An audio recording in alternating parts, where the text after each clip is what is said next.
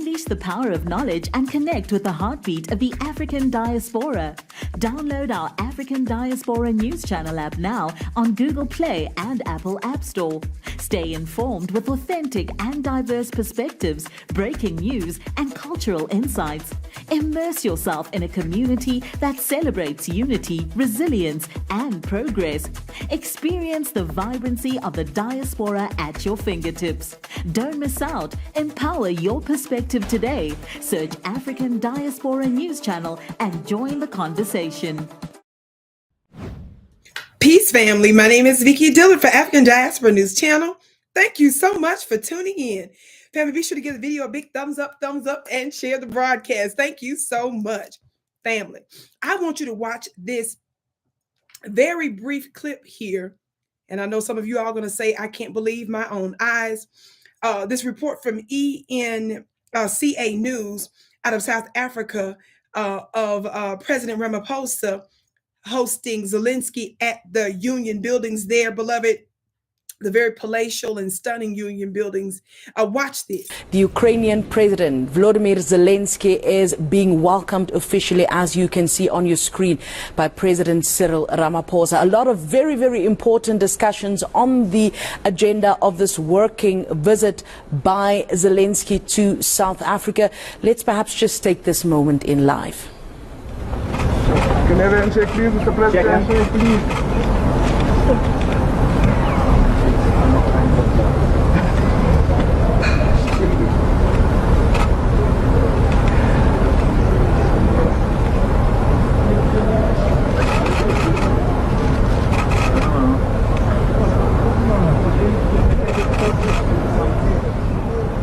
Right, President Cyril Ramaphosa, they're meeting with his Ukrainian counterpart on the steps of the Union building. Some of the media asking for that official handshake.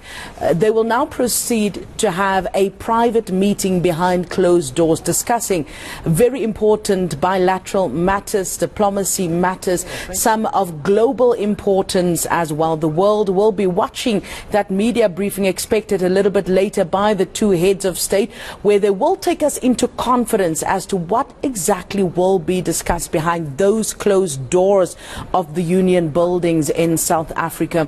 Ukraine, some very, very important deals between Ukraine and South Africa, especially as it pertains to agriculture. How can our bilateral agreements be, of course, increased, but importantly, so what role can President Cyril Ramaphosa play in terms of ensuring that there is peace achieved between Ukraine and Russia, the two warring countries? Of course, just a few days ago, President Ramaphosa was in conversation with President Vladimir Putin as well. We have our team at the Union buildings there in Pretoria for you, and we'll bring you all the details. Keep in mind, including a briefing expected a little bit later by both the heads of state. I know. Now, here's what I'm going to say. And again, I'm not on the ground there. I have colleagues here, but of course, I've been doing news on South Africa for a long time. Yes, me, this girl from Mississippi that now lives in the wild, wild west of the United States. But I want to say this. I think that this is something going on behind the scenes, and I think it's very important that we watch very closely and that we, at the very least, give this black man, President Ramaphosa, and those that he allies with in terms of the global South and the global majority and such groups as the BRICS, the benefit of the doubt. Talk black to me, somebody. Why am I saying this? How many of you all remember my coverage and some of those videos that I did some time back? It's been a minute. I've done several back to back. I've done a few, yes. From a couple of plus years ago, at least. And after that, of course, on South Africa, but I've done some specifically concerning South Africa and the Ukraine.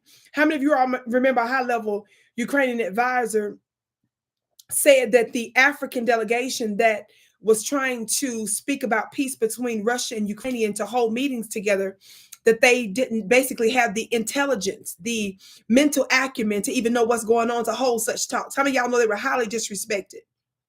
How many of you all know that the anti-black and racist Ukrainians mistreated a lot of the African migrants in a number of different ways, right? And refused to allow them passage and did a whole bunch of other stuff, right?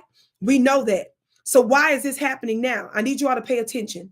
How many of you all know that I gave a warning a few years ago, starting when I was watching long hearings here in the United States concerning the Congressional Foreign Affairs Committee that was plotting against particular African nations? And I kept bringing it to you all's attention about what was going on secretly behind closed doors.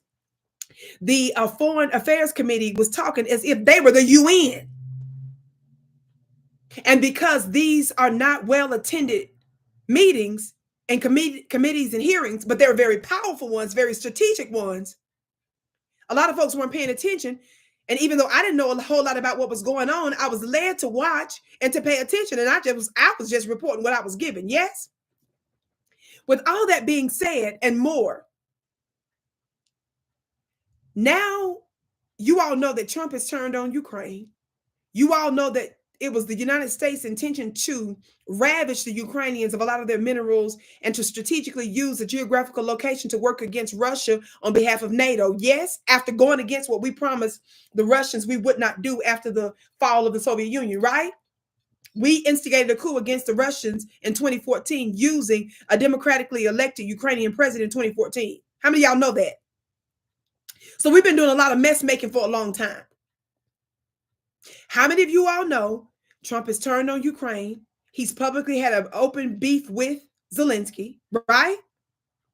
But how many of you all know that, as I've been reporting before Trump even got in office, that the United States was plotting against Ukraine? And how many of you all know that the Burisma stuff that was going on with the Biden administration and Biden's son? How many of you all know the evidence shows, and it's reasonable, I believe, this is my personal opinion, based on information and belief, to reasonably speculate, because information has shown that, I beg your pardon, excuse me, that there was some funny business going on with deals and money and contracts and positions with the Biden family and Ukraine. And some have speculated that's the reason why Biden and them was all in, because they knew about the business that was going on there and how him and the Biden family personally benefited because of these relationships. How many of you all know that when Joe Biden was vice president to Barack Obama, he was involved heavily in some of the Ukrainian policies over there? And folks are saying that it was some shady stuff that was going on, how Biden even threatened some of the positions of governments in Ukraine as a vice president if they didn't do what he said. Talk black to me, somebody. I'm throwing all this out in the mix because I'm trying to let you all know that Zelensky knows he's in trouble. Zelensky knows he doesn't have any friends. And Zelensky is now crawling at the feet of the black men now after disrespecting them. But I don't want you to forget that South Africa, which is the S in BRICS, yes,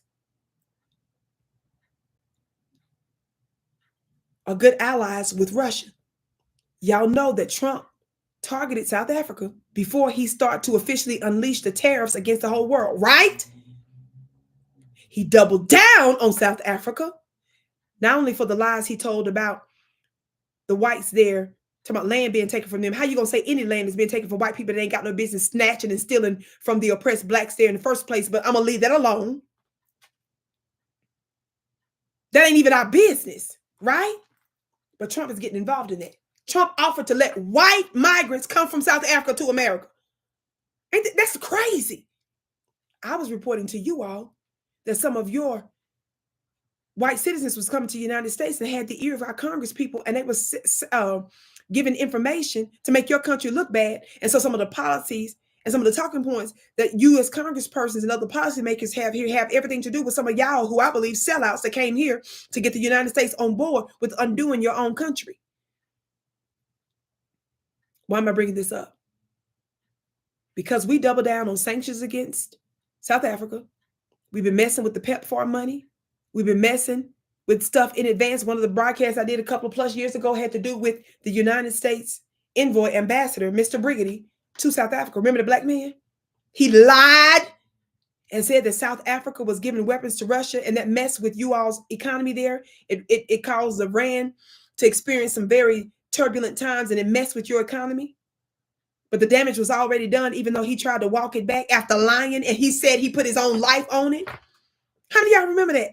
I covered that right here. Well, I won't say what, but how many of y'all know that South Africa, after we start making threats to PEPFAR funding, after we start making threats to AGOA and a bunch of other stuff, after we start making other threats to South Africa, right? How many of y'all know right after that, y'all's government there officially announced some of the breakthroughs that you all were making with HIV? I'm going to leave that alone. How many of you all know that a lot of the resources that's in Ukraine and some of the negotiations, how many of y'all know sometimes you got to make a deal with the quote unquote devil? All countries do. Why? Because in the United States in particular, we can't go down the streets without all of the stuff that's on our streets directly having international products and services that even make up the neighborhood. That's how the world works. So you have to be able to balance domestically first and foremost, but you're still dealing with the world. Yes? I'm not going to sit here and advocate and say everything President Ramaphosa is doing is right and correct. You know I'm not going to do that. That's not my job to do that. You all know what's going on the ground. You're supposed to hold your government accountable. But I'm just reminding you to keep the larger picture in context while you factor in all the stuff that's going on the ground. Yes? I believe something else is at work. And don't forget that the R in BRICS is Russia and the S in BRICS is South Africa.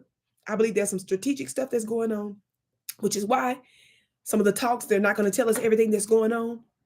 But I think that we need to sit back, because you certainly can't sit up here and say that America and the West are dealing well. And if the West and if the America is coming out against your country, lying, and you know they lying. They're trying to cut you off economically, and they still trying to cut off other BRICS countries, and they've cut off Zelenskyy. I don't think it's unreasonable to conclude that there might be something else that's going on that might benefit your country as well, and that might benefit some of the allies to BRICS, that will ultimately benefit South Africa and your other partners there. Let's just sit back and see what's what. Talk black to me, somebody. I can't wait to hear what you have to say about it below. Try to understand what I'm saying in the larger context. It's not letting what's happening domestically on the ground go. I'm just simply always advocating to always make sure that you keep the geopolitical perspective intact so that they don't come over there and undo your own country with your help. Thank you so much for tuning in. My name is Vicki Dillard. Follow me at vickydillard.tv. Check out my school products and services at vickyplanet.com. That's my website, vickyplanet.com.